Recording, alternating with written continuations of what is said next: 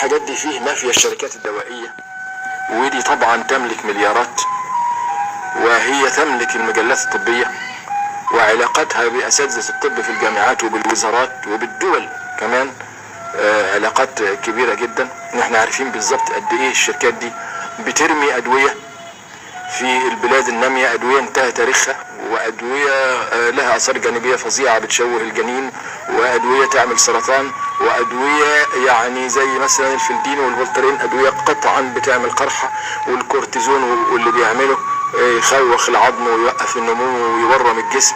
ومع كده تيجي تترمي هذه الأدوية في البلاد النامية ومعاها مجلات ونشرات ويعني بأنها استصنع معجزات.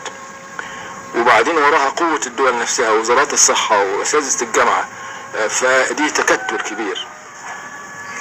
هذا التكتل طبعا خاصة شركات الدواء والمافيا بتاع العقاقير ممكن يتخرب بيتها، لأن الله مرض ممكن يخف بمجرد ان انا ابطل اكل برتقال. طب وانا ايه لازمه ان انا اقرف نفسي بالدواء؟ حرم الدواء في صندوق الزباله على طول.